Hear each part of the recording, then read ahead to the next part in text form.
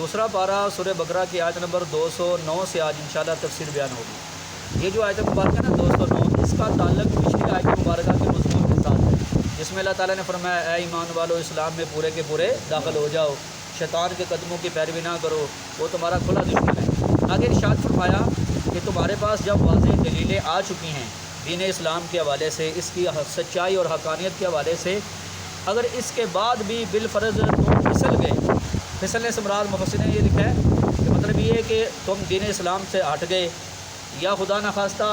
بعض دین کے حکموں پر عمل کر لیا، بعض پر عمل نہ کیا، تو اللہ فرماتا ہے پھر جان لو کہ اللہ تعالیٰ کی ذات بڑی زبردست ہے، فوراً بھی عذاب دنیا میں دے سکتی ہے، جیسے پہلے بہت سارے قوموں پر دنیا میں عذاب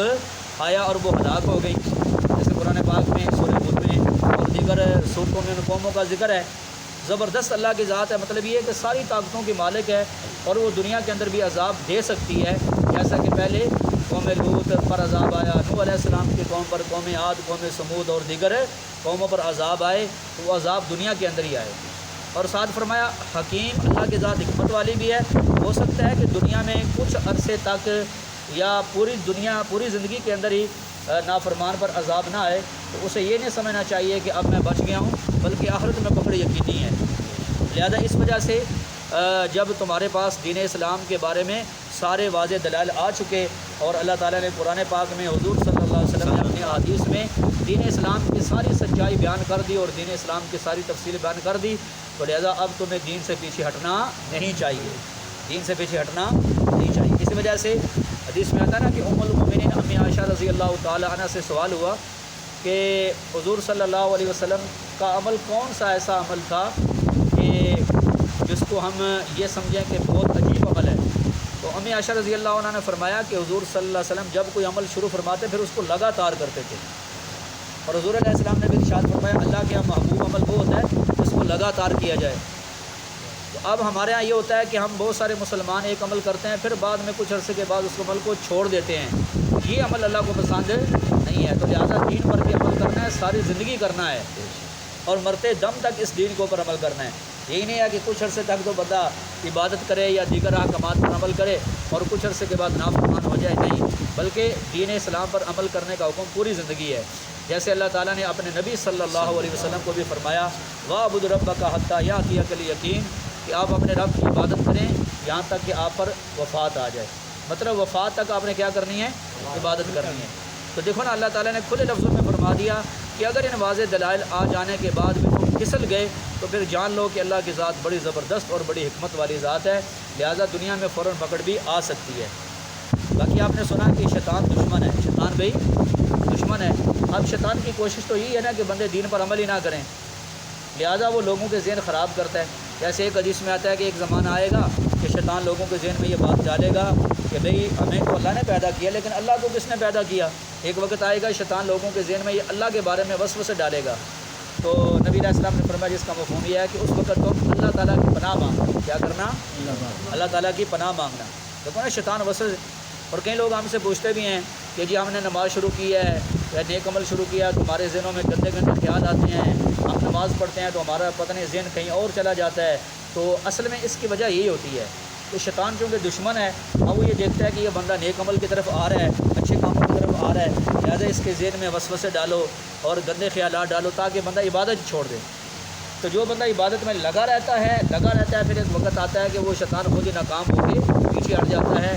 اور وسوسے آ جانا یہ برا نہیں ہے بلکہ یہ بندے کے ایمان کی نشانی ہے۔ ہاں وسوسے لانا برا ہے کہ بندہ خود سوچے یہ چیزیں جان بوجھ کر ایسے ذہن میں خیال سوچے، خیال بنائے، تو یہ چیز بری ہے۔ باقی یہ کہ اگر وسوسے خود بخود آتے ہیں تو یہ تو اسلام اور ایمان کے منافی نہیں بلکہ بندے کے پختہ ایمان ہونے کی نشانی ہے۔ بلکہ صحابہ کرام رضوان اللہ علیہ مجمعین نے بھی حضور صلی اللہ علیہ وسلم سے پوچھا کہ یا رسول اللہ صلی اللہ علیہ وسلم بعض اوقات ہمیں ایسے وسوسے آتے ہیں کہ ہم آپ کے سامنے بیان نہیں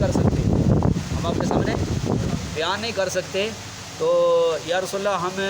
اتنے وہ برے وسوسے ہوتے ہیں، تو اللہ کے نبی علیہ السلام نے ارشاد فرمایا کہ وہ صرف وسوسے ہی ہوتے ہیں نا، تم اس پر عمل تو نہیں کرتے؟ صحابہ نے کہا یا رسول اللہ نہیں، ہم عمل تو نہیں کرتے، وسوسے آتے ہیں ذہن میں، دل و دماغ میں آتے ہیں لیکن ہم ان وسوسوں پر عمل نہیں کرتے۔ تو نبی علیہ السلام نے فرمایا یہ تو ایمان کی نشانی ہے، تمہارے اندر ایمان ہے۔ بزرگ اس کو یوں مثال دے کر سمجھایا کرتے ہیں کہ دیکھو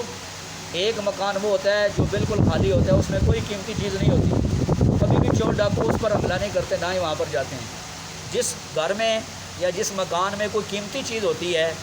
جی، تو دشمن بھی کیا کرتا ہے یا ڈاکو وہیں پر ڈاکہ مارتا ہے، ایسی بات ہے نا۔ ایک بندہ ہے ہی بے دین ہے، بد کردار ہے، غلط کار ہے، تو اسے شیطان نے کیا کہنا ہے، وہ تو پہلے غلط راستے پر ہے۔ ہاں جب بندہ نیکی کے راستے پر آتا ہے، اچھائی کے راستے پر آتا ہے، تو پھر شیطان کیا کرتا ہے، اس کے راستے میں رکاوٹ ڈالتا ہے۔ لہٰذا ایسی چیزوں کا اور ایسے وسوسوں کا خیال نہیں کرنا چاہیے۔ تو باقی ہمارے زمانے میں اکثر آپ کو درس قرآن میں یہ بات بتاتا ہوں، درس قرآن کا مقصد بھی یہی ہے کہ جو ملحدین لوگ ہوتے ہیں نا، ملحدین، وہ دین اسلام کے بارے میں عجیب عجیب قسم کے وسوسے لوگوں کے سامنے لاتے ہیں، وسوسے پیدا کرتے ہیں۔ لہذا اس کا سب سے بہتر حال یہی ہے کہ ہم اپنے نسلوں کے دلوں میں جو اللہ کے نیک بندے ہیں ان کی محبت پیدا کریں، اور خود بھی اللہ کے نیک بندوں کی محبت اپنے دل میں رکھیں، اور نیک لوگوں کے ساتھ بیٹھا کریں، علماء، اولیاء، بزرگان دین، کیونکہ الحاد کا توڑ یہی ہے، اس کے علاوہ اور کوئی توڑ نہیں ہے۔ کیونکہ ظاہر بات ہے، جب بندہ ایک ملحد بنتا ہے، خدا کا منکر یا تقدیر کا منکر یا قبر کے عذاب کا منکر، تو اس کی وجہ یہ ہوتی ہے کہ وہ اپنے ذہن کے مطابق دین سمجھنے کی کوشش کرتا ہے، اپنے خیال کے مطابق پھر وہ الحاد والے، پھر وہ دین کی چیزوں کا انکار کرتا ہے۔ جیسے میں نے جمعے پر بھی ایک مثال دی تھی آپ حضرات کو، آپ تھوڑے سے توجہ میری طرف کریں نا۔ پھر دیکھیں، حدیث میں آتا ہے کہ نبی علیہ الصلوۃ والسلام نے ارشاد فرمایا، جس کا مفہوم یہ ہے کہ قبر میں عذاب ہوتا ہے اور انسانوں جنوں کے سوا اس کو ہر مخلوق سنتی ہے۔ میں اللہ سے دعا کرتا تو میں سنا دیتے، لیکن تم مردوں کو دفنانا چھوڑ دو گے، اور انسانوں جنوں کے علاوہ باقی جانور اور باقی مخلوق قبر کا عذاب سنتی ہے۔ تو ایک ملحد کہنے لگا کہ آپ یہ کہتے ہیں جی حدیث میں آتا ہے کہ قبر کا عذاب ہر مخلوق سنتی ہے، تو ہم تو دیکھتے ہیں کہ قبرستان میں بکریاں، بھینسیں، گائے، جانور یہ چر رہے ہوتے ہیں، اگر یہ عذاب سنتے ہیں تو انہیں پھر بھاگ جانا چاہیے، بھجکنا چاہیے انہیں۔ سمجھا رہی ہے بات؟ تم کہتے ہو حدیث میں یہ آتا ہے، اور ہم تو دیکھتے ہیں کہ قبرستان میں جانور چر رہے ہوتے ہیں، قبروں کے اندر، قبروں کے درمیان پھیرے ہوتے ہیں، تو انہیں تو عذاب سنائی اگر دیتا ہے تو پھر انہیں بھاگنا چاہیے۔ اب اس طرح کے اعتراض کر کے وہ نبی علیہ السلام کی حدیث کا انکار کرتے ہیں۔ تو اس کا جواب بالکل آسان ہے۔ اس کا جواب یہ ہے کہ اصل بات یہ ہوتی ہے کہ جب کوئی چیز کسی چیز کی عادی ہو جاتی ہے نا، پھر وہ پریشان نہیں ہوتی۔ اصل میں جانور بچپن سے یہ چیزیں سنتے ہیں، کیونکہ ایک قبرستان ہے اور ایک عام جگہ ہیں، فرض کرو یہ ہماری مسجد ہے، باہر سڑک ہے، آپ کے گھر ہیں، پتہ نہیں اس کے نیچے کتنی قبریں ہوں گی، بات سمجھ آ رہی ہے؟ کیونکہ ہمیں تو نہیں علم۔ اب یہ چیزیں چونکہ جو جانور ہوتے ہیں یہ جب پیدا ہوتے ہیں اس وقت سے لے کر یہ ان چیزوں کو سنتے رہتے ہیں اور سن سن کے عادی ہو جاتے ہیں، اس وجہ سے پریشانی ہوتی ہے۔ اس کی مثال یوں لیں، آپ کسی فیکٹری میں چلے جائیں یا کسی بڑے کارخانے میں، وہاں مشینوں کا اتنا شور ہوتا ہے کہ بندہ گھبرا جاتا ہے اور باہر بھاگنے کو دل کرتا ہے۔ بعض کارخانوں میں اتنا شور ہوتا ہے، لیکن انہیں کارخانوں میں، فیکٹری میں بعض اوقات دیکھنے میں آتا ہے کہ ایک چڑیا نے گھونسلہ بنایا ہوتا ہے، چڑیا وہاں بیٹھی ہوتی ہے، اس نے بچے بھی وہاں نکالے ہوتے ہیں، اس کے بچے بھی ہوتے ہیں، نہ وہ گھبراتے ہیں نہ وہ پریشان ہوتے ہیں، بلکہ اڑتے رہتے ہیں۔ اب سوال یہ ہوتا ہے کہ ہم جائیں تو دل پریشان ہوتا ہے، بھاگنے کو دل کرتا ہے، چڑیا کیوں نہیں پریشان ہو رہی؟ بولو نا یار، جو کچھ سمجھ آ رہی ہے تو بولو۔ عادی ہو گئی ہے، اس وجہ سے وہ مشینوں کے شور سے بھی گھبراتی نہیں ہے، تو یہ چیزیں بھی چونکہ عادی ہو جاتی ہیں اس وجہ سے اب گھبراتی نہیں ہیں۔ اللہ معاف کرے، اس طرح کے وسوسے پیدا کر کے وہ لوگ نبی علیہ السلام کی حدیثوں کا انکار کرتے ہیں۔ تو جب ہم علماء سے جڑے رہیں گے پھر ہمیں ان چیزوں کا جواب ملتا رہے گا، لیکن جب اللہ والوں سے ہی دشمنی ہوگی، نفرت ہوگی، اب اپنے ذہن کے مطابق چیز سمجھیں تو سمجھ نہیں آئے گی، تو کیا ہو جائیں گے؟ منکر ہو جائیں گے۔ کیا ہو جائیں گے؟ اب ترجمہ سن لیں۔ بسم اللہ الرحمن الرحیم۔ فَإِن زَلَلْتُم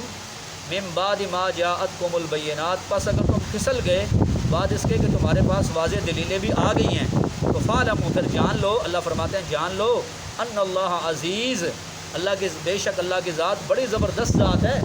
فوراً بھی پکڑ کر سکتی ہے، حکیم اور بڑی حکمت والی ذات ہے۔ اگر کسی وجہ سے عذاب مؤخر کر دے تو انسان کو جرأت نہیں کرنی چاہیے۔ اللہ تعالیٰ عمل کی توفیق عطا فرمائے۔